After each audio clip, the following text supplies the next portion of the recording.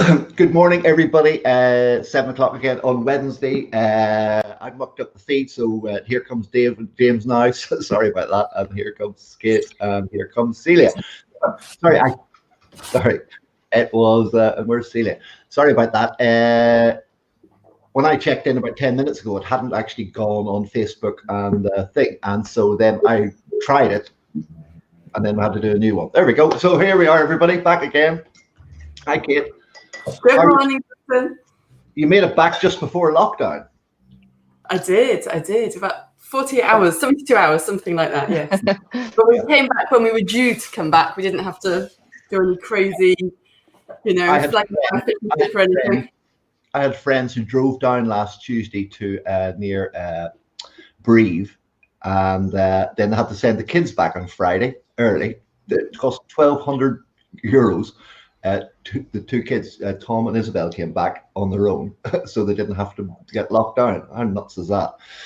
Quite an expensive holiday. Dave and Marie are still out there, so didn't want the kids to miss school. So, yeah, quite an expensive trip. So, how's everybody? Oh, good. Good, thank you. Good, thank you. Yeah.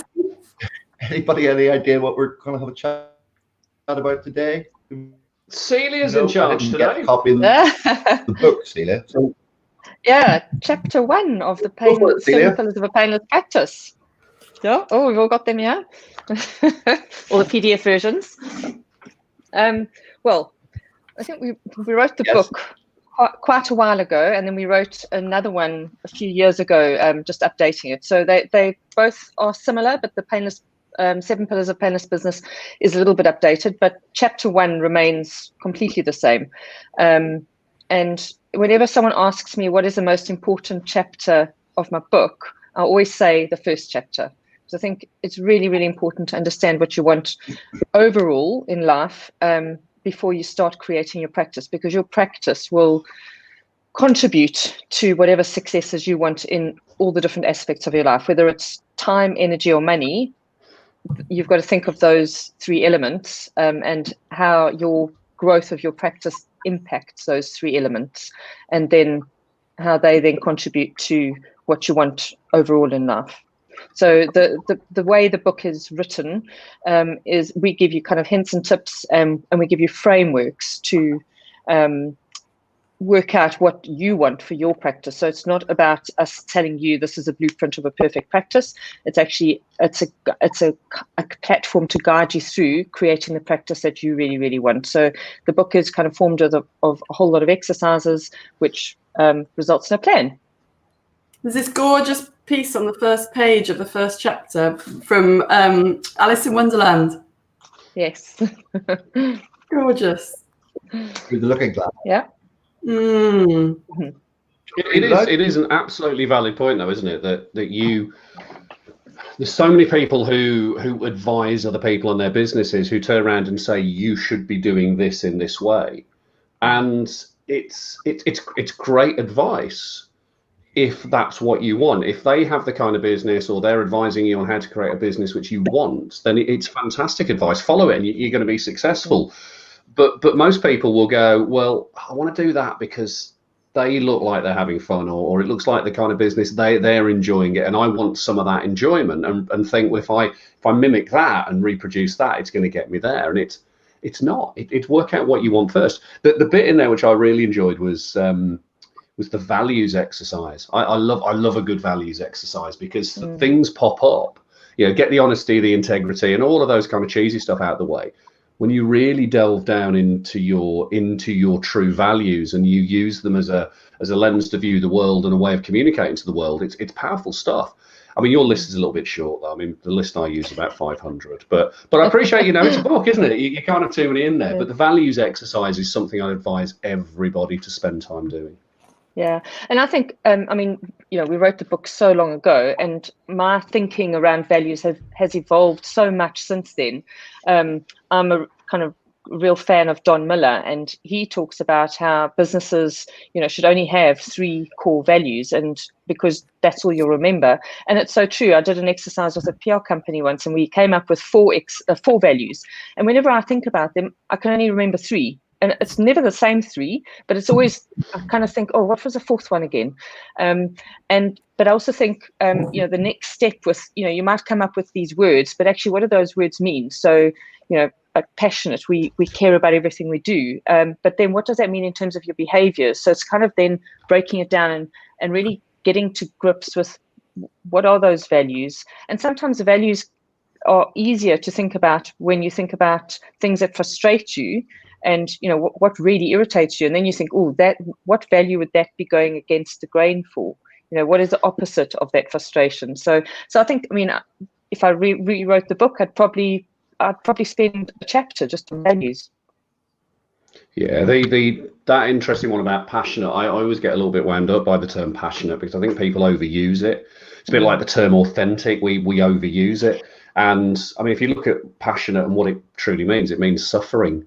And, you know, I don't fancy one of my values as being suffering, but it means what it means to you. And as long as you use it powerfully to communicate with the world really, really well, and you live those values, it kind of doesn't matter what other people think about them. It doesn't matter that some bald bloke on a Wednesday morning thinks that passionate is an overused term and we use it wrong. But that crafting of the different words, what have I got on my mind? Love, learning, freedom and fun. I've got 4 because I'm being difficult, but I can remember them all. And learning was one I chose particularly. I was looking at education because, you know, education is one of my values, and study. And then I use learning because learning kind of encompasses not just me kind of bringing stuff into my world so I can get better, but me using that ability to help other people as well. So I can use that learning across the board. So it was quite a wide ranging word to cover a lot of different things. Yeah. Just a quick shout out to my friend Tiger Tony Monaghan in Melbourne watching. Melbourne apparently is all locked down. I was just talking to him about 15 minutes ago, 8 o'clock at night curfew. And then my colleague Dave Monroe is a physiotherapist there. Quite interesting. He's just opposite the circus school, which is a feeder school for Cirque du Soleil. Sees loads of jugglers and all sorts of weird and wonderful stuff. He's got great practice there in Prahan, I believe it is. Are they going to tell us what their 3 values are? Drop them in the comments. We want to know. Yeah, what are your 3 values? Tony, what are your 3 values? I was really impressed when I picked up the book because I really did fill it in, Celia. I did it in a green pen, so you probably can't see, but I really did fill in every single exercise. Okay, if you'd like to send it to me, I'll mark it for you in red pen. Clearly, I enjoyed thinking about your 70th birthday and what you would like life to look like. But then I identified quite interestingly, I can't remember what year I wrote it, and that was a mistake. I should have dated the year I was filling it in.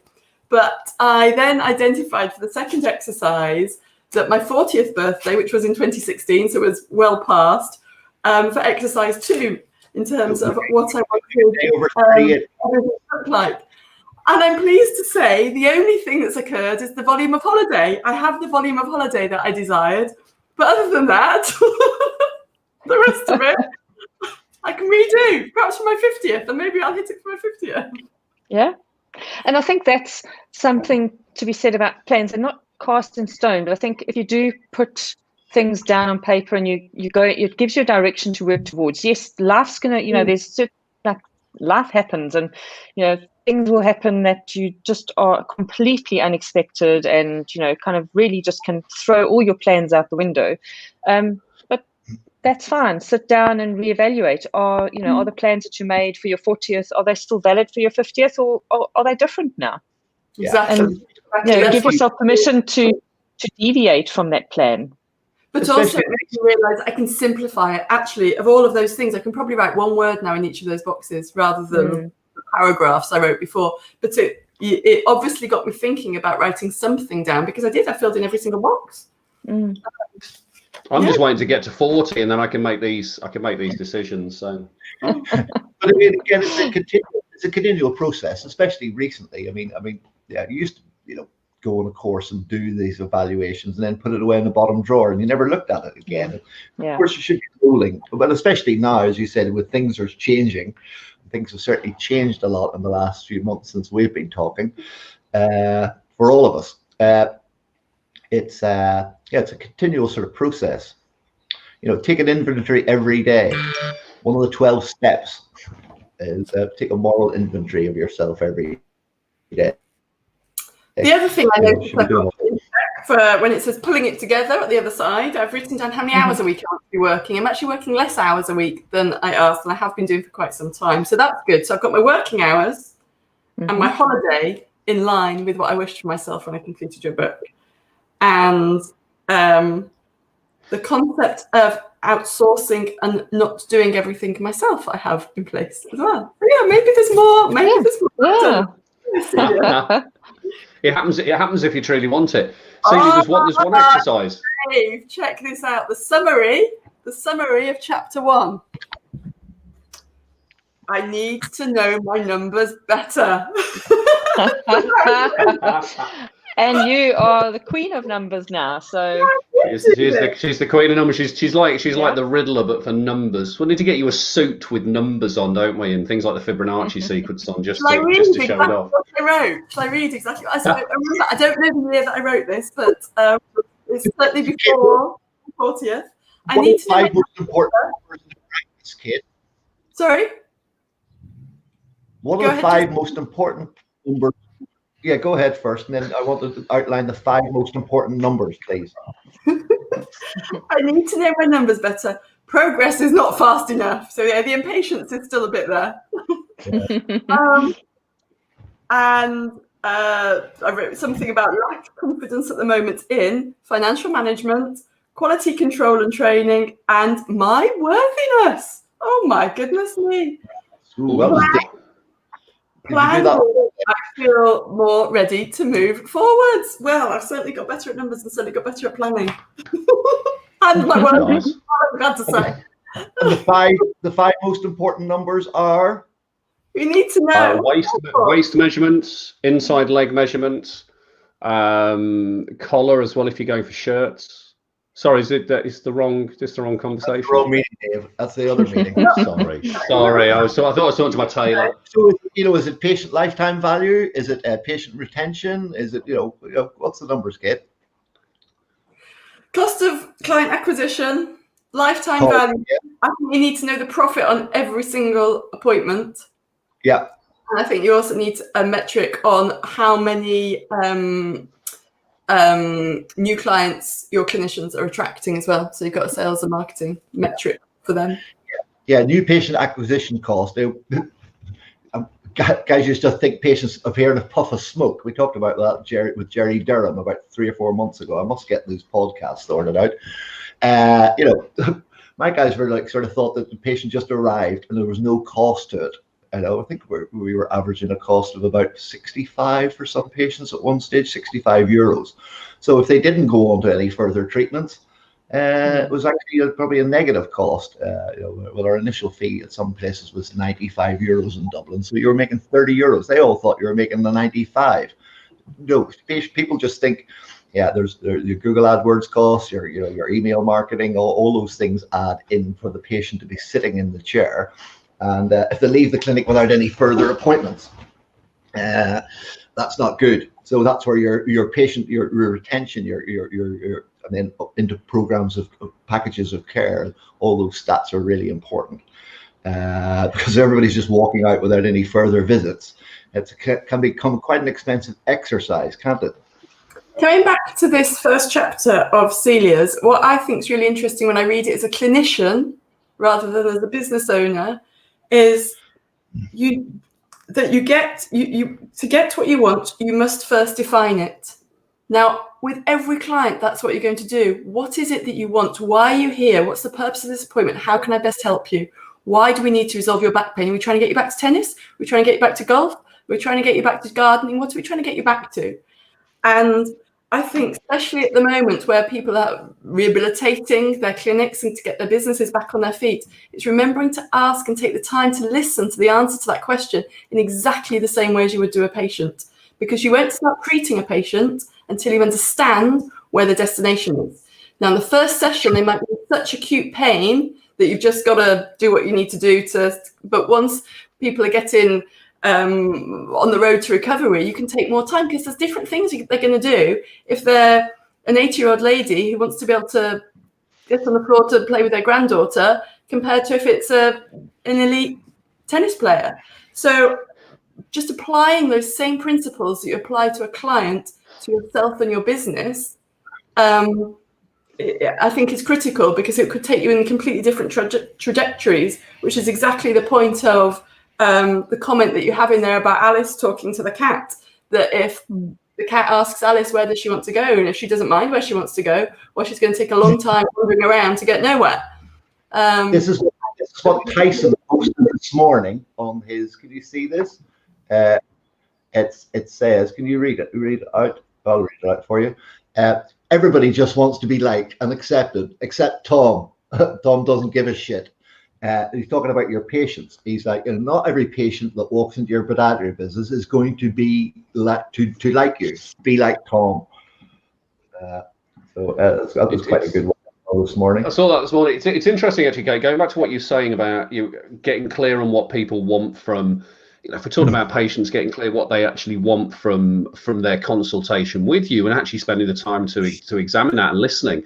There was a great post on Instagram by Ian Griffiths, a sports pod, who actually talks about history taking, and his technique, which he's talked about before, is brilliant. You ask a question, what can I do for you today? And you sit back and you shut up, and you don't say anything until they finish talking. And there's some great stats he's put on here that, on average, a person brings 1.2 to 3.9 concerns to a consultation, which is quite a lot. And he was talking about the fact that people don't present what they want in the order that they want. And this is, thinking about it from the perspective of what do you want in your business. You might say at the beginning, I want more money to do X, Y, and Z. But actually, when you've given yourself time to explore it further, the real reason or the real thing you want is much, much further in that conversation. And if you stop it too soon, you lose that option or that chance to do it. So if you interrupt people a bit too soon, it can ruin it. But it was saying, he said here, a clinician takes 18 to 23 seconds on average to interrupt a patient, but most of them speak for about 60 to 150 seconds. So if you can sit back and wait for 3 minutes, it's amazing. It's amazing what comes out as part of that consultation. But going back to this chapter, knowing what you want and giving yourself the space and time to be clear on what you want, and giving yourself the space to actually to think about it long enough so you truly know what you want is really, really important.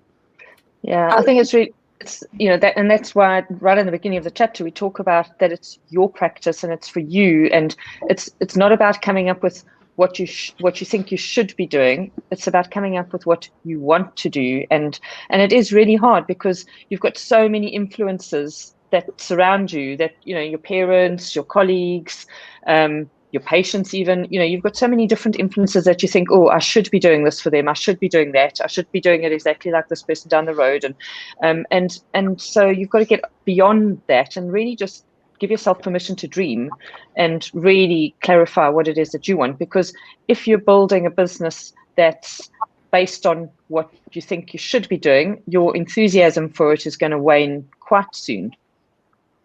There's a resentment which comes with that massive resentment when you're 5-6 years down the line, and maybe you're earning good money, but the business is ruling you, not the other way around.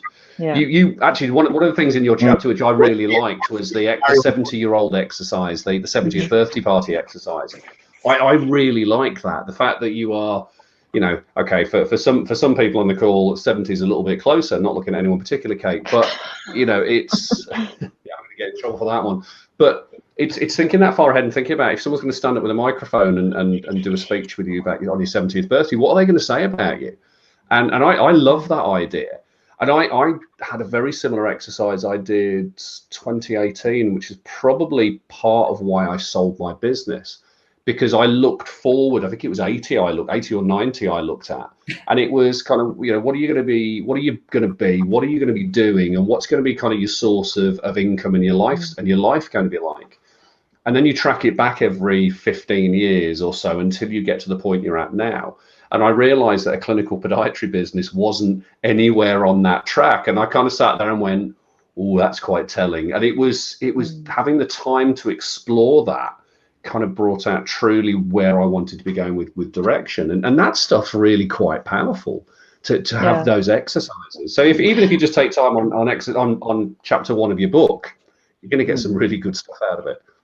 Yeah, I just think, and it's using it's using all the exercises in combination. I remember reading an article in the Harvard Business Review years ago, and it was all about how it was like this whole thing about how they felt that there was a lack of life planning in degrees and things like that, because people go to Harvard and they're really successful, and they're very career orientated, and they get up to the top of their game, and unfortunately a lot of the time when people just focus on their careers, they get to the top of the game and then they kind of look back and think, they're either unhappily married or not married or lonely or have dysfunctional relationships with their children, or they've achieved their financial goal, their status in their career, but the rest of the stuff. So in the 2020 vision, where you choose a date in the future and you think, well, what do you want to be true about? Your finances, your environment, your health, your relationships, all that kind of thing. 2 weeks ago, nearly at this time, again, it's 23 minutes past 7 now. How many people are hitting the snooze button or pulling the duvet over, do not want to get out of bed to go to a job they hate? We talked about all this. Yeah. They make a decision at 17, 18, which dictates the rest of their life. How many people do you know, apart from me, who actually love what they're doing? It's not many. Not many. I'm wondering how many people as well are actually going to turn around and not call it 2020 vision anymore, because if you think about a 2020 vision, it probably involves COVID, and we don't want to think about that. Yeah. And when we wrote the book, it was kind of, obviously the 2020 vision is that you can see clearly, but actually 2020 was a date quite well in the future, and now it's kind of, actually, let's talk about 2030 or 2050 or something. I don't know. I'm still waiting on hoverboards at the moment, and I'm massively disappointed we haven't got hoverboards. They talked about these in the 1980s, for God's sake, and we haven't got them. Come on, scientists, pull your finger out. Stop looking for a COVID thing and start finding me a hoverboard. We were talking yesterday. We can't believe that we haven't got a golf ball that will whistle to you when it's in the rough, so that you can find it. I have to say, though, I didn't lose one single ball yesterday, but I had a friend who's got a patent on, but it's really difficult to put a tracker inside the golf ball. But of course, the force is what it compresses. You ever seen the slow motion? The ball just compresses, so you can't really do it. So if you're like me when you play golf, especially in Ballyliffin, and we just talked about, I did par a couple of holes, so I must be doing something right, and I don't play golf. You'd use an external system for it. So if you instead of putting something in the ball which is going to get damaged, and that's costly and expensive, what you do instead is you have a system set up on the golf course which can track an object in 3 dimensions as it moves through it, and you just make the ball so it shows up on that system, a bit like pins you use for biomechanical assessments, 3D analysis. And then you can, as long as you can pick up some of that trajectory, you can get an idea of where the ball's going to land. Famous forecasting on spreadsheets. And I didn't play golf. I played the first 9 on a hole on a course down in Gloucestershire after a stag do back in 2014, and I was crap. So I just went and hid in the clubhouse and fell asleep and had some food and let everyone else play. Otherwise, they still would have been playing now. Well, but there's the thing is, if that's what do you want your golf to be like in, I don't know, 5 years time, or so I know it's not really relevant for the top half of this screen looking at Justin and Dave, but for Kate and I, it might be actually in about 6 months' time. That's what I'm doing. I'm practicing my backhand. I'm getting a lesson later on this week. One of the local coaches here, he is John McGahan. Unbelievable. He's top 800 in the world. He lives 5 minutes out the road. Head of captain of the Irish Davis Cup team, I think it is, Federation Cup team. He coaches all the kids all around here. Couldn't believe it. Saw him serving the other day. I was like, holy God. And then looked, got a chat. Yeah, top 800 in the world.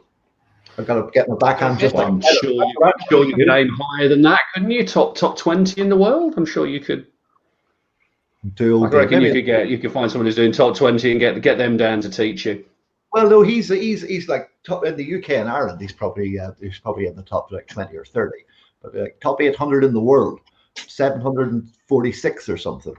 Top 800 out of 7 billion people. That's not bad, is it, I suppose. Come over. I'll be ball boy. Same teach you, school you. I returned a couple of serves the other day, and I got one racket on it. Comes so low and bounces so low. It all kept hitting the bottom of the frame. Yeah, amazing. So that's what I'm doing at the moment. Improving my backhand. But the thing is, say we touched on. Dave's point was working really hard and making lots of money. I tell you what is worse. And I was talking to somebody yesterday in the southwest of England, working really hard and making no money. That's even worse.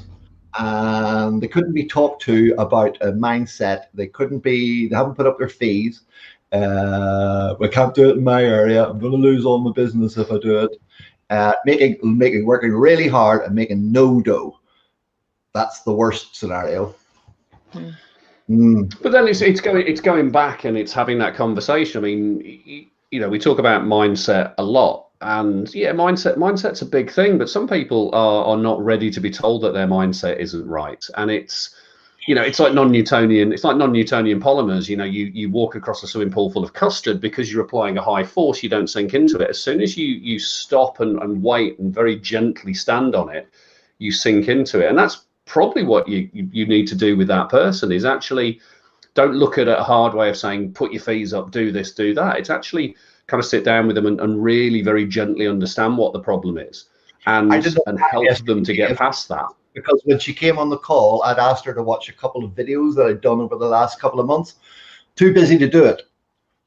Right. So again, we had a 5-minute conversation and I went and played tennis because I told her to watch. We talked about this with my live call yesterday and we mentioned her in it and that whole mindset. And Dr. Tian and TJ Ann specializes in minimal invasive surgery. I mean, he was like the guys he works with in areas that aren't in big cities. Well, the patients there have actually got lower living costs and stuff, so they can actually afford more.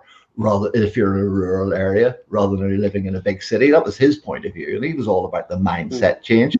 So this person unnameless in the southwest of England has got this fixation in her head that it's, I'm in a poor area. And I'm like, there's somebody up the road charging double what you are, about 20 miles away.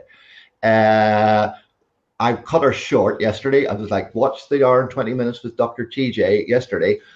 And then if you want to talk then, and you actually can be bothered to watch it, because you're wasting my time, I'm off to play tennis. No, I did cut her short, but I'd given her half an hour 2 weeks before. She hadn't bothered watching the bloody videos. Anyway. So this is all about switching with me. It's going to be hard love, not pussyfooting around. Yeah, you say you're on a different journey, different level. And you meet the person. If you were to, okay, as an example, when I started looking at coaching for my business, being coached, I had a coach who was an absolutely amazing coach, but sadly their approach didn't suit me. They were very much you must do this, get down, give me 20, do this now, do it in this way. And I don't respond to that. I do not respond to that. It just bounces off me and I'm just like, yeah, whatever. The coach I had after that was a coach who was actually someone who was more gentle, someone who was more into kind of, I suppose you could almost say woo-woo type stuff.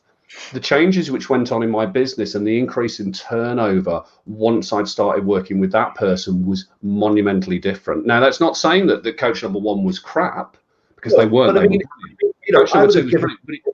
point was it was understanding the approach to me, and it was understanding what was going to work for me. And I think when people tell me what to do and tell me I've got to do something, it's just like, I'm not going to do it.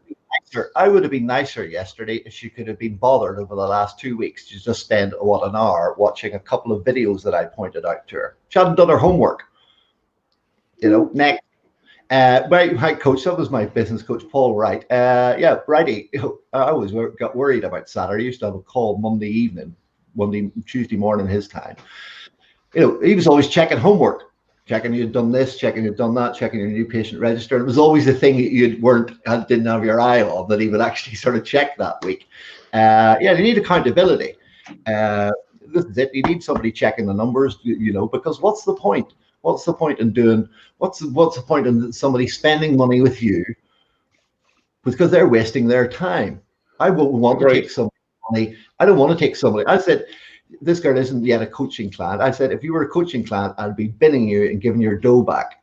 I don't want to work with you if you're going to be like that. Why would you? Why would you want them to waste their time, their effort, and their money with you if they weren't going to implement and do the things that you could know that will really dramatically change their business? So if we go back to kind of chapter 1 of Celia's book, and we look at what their vision is, and we understand where they are at the moment, for example. Well, she's got a vision. She's got a vision. She has, right? but then there's certain things. I mean, okay, from a coaching perspective, it's challenging that vision, asking the question: is it truly what they want, and is it true? Are they willing to do the things to get there? But it's understanding exactly where they are at that point. Her vision is to employ another podiatrist and utilize her free clinical space and that sort of stuff. But it was like, well, she did actually say, I'll she goes, I'll tell you what, I'll put my fees up 25%. And I was like, £400 a week, 20 grand. She goes, but I'll have to spend that on your receptionist. It's like, okay, it's like, well, let's put it up 35%, and then you will have a little bit of money. I mean, it wasn't happening. It's complex, and it comes down to it's not just necessarily about the functions of the business. It's about understanding the person who is running the business, and it's about making sure that they're very clear on who they are before they look at the business stuff. You talk about Paul Wright. Your coach was very much he suited your style, and that's really, really powerful. My experience is when I've had coaches that don't suit my style, or I don't suit their style, it's not powerful at all. It doesn't work in the least. But you have to experience this. I've had 3 or 4 different coaches, but I'm worried. She was like, well, if I put up our prices, you're going to be closed by September. I was like, if you don't put up your prices, you're going to be closed by December. That's what's happening. £30 for a routine treatment, £35 for a DOM, Dave. Maybe they want to be closed by December. Okay, maybe she does. She only bought the practice, borrowed money to buy it. I think about 30 or 40 grand. Turned up. Of course, all the patient lists that were there, they hadn't been for years, and all these patients that have been pre-booked in for for the whole year, they haven't turned up yet because the whole closed down. She's going bust. So again, coming back to this, to concluding this first chapter and how I view it as a clinician, is that again, this is about the structure and function. So if you're going back to those basic principles of Wolff's Law, you need to define what the function of the business is to make sure that you create the right structure. And this first chapter of Celia's book is all about describing the function of the business for your personal life. And what I really liked is at the end of each chapter, it directs you to the back of the book, to page 110, where you start to put in the summary of each chapter to build your own business plan. And it starts very, very much, the summary is having defined your personal vision. What are the key elements of that? So you're creating the function, you're defining the function before you start building the structure. Just as a termite would, just as an architect would, you're not just creating something from nothing. Now, what obviously I've created is different from what I defined previously, but at least I defined something, and some of those very, very important personal elements in terms of the amount of hours I work, the amount of holiday I have, and the relationships I actually have with my family are defined and are there. So, it's not complete, but what termite mound ever is. So I really appreciate that as a clinician, you can relate this to what you already know. Defining what the function is of the structure you're creating, or just as a client, when they first come into the treatment room, you really listen. What is it they want out of this, so that you make sure that you design your treatment plan to meet their needs, rather than just a generic template of success that you think you should be doing, what we want to be doing. I was talking to somebody in Barcelona last night, so maybe your practice is like the Santa Familia and Barcelona, which still haven't finished after 400 years. It's a continual process, It's kind of like, there you go. So what's everybody up to? It's a journey, it's not a destination. There's no tennis. We're going fishing. My uncle's coming down. We're going fishing because it's raining. He's coming down. High tide's at half 12. Anybody wants to pop down, we'll be out at Green Ore catching mackerel, hopefully. Can you not use a tennis racket to launch the bait into the sea? Possibly. I've got a good big beach caster, so it's pretty good. My uncle Jeff, he's you think I'm intense? Oh my God. Retired general surgeon. He's retired general surgeon. Very focused. It'll be quite entertaining after it. He's coming down about 10:30. We're going to grab a cup of coffee here and then go fishing because it's quite damp. Anyway, so sum up, Kate, please. Oh, I think I just have to, when I sum up. Read this book and really try and read it as a clinician in terms of, you can really think about that first chapter in the way you talk to clients and just talk to yourself in the same way to get the definition of what the purpose is that you're trying to create. And remember, with every single client, what is a successful outcome for them is all different.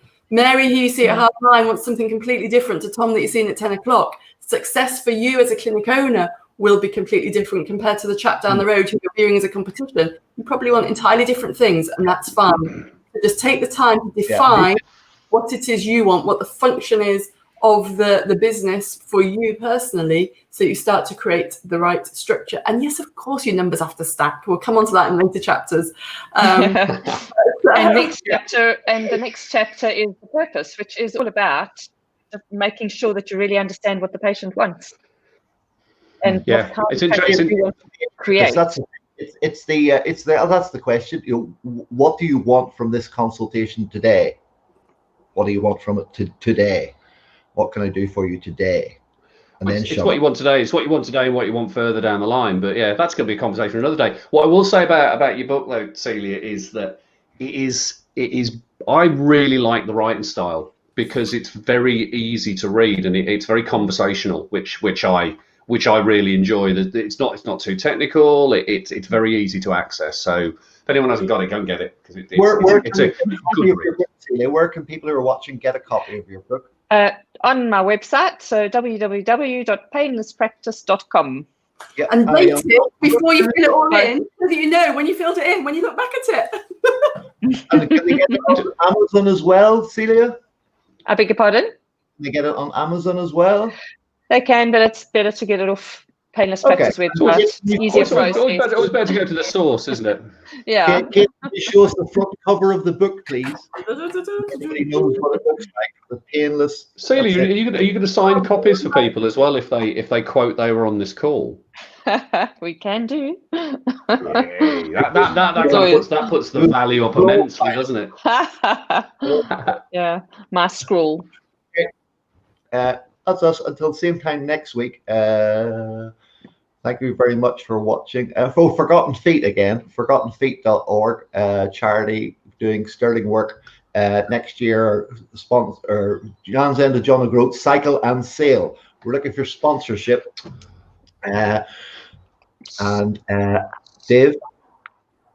We have as well Foot Health over in Banbury.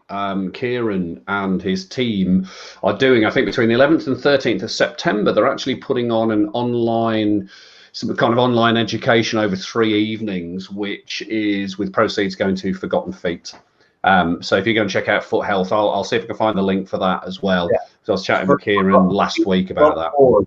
ForgottenFeet.org. It's not on the website for Forgotten Feet yet, but if you go and check out Foot Health Orthotics down in Banbury, then they will have some details about the course on there. Cool. Okay. Thanks very much, everybody. Thank you all. Where are we?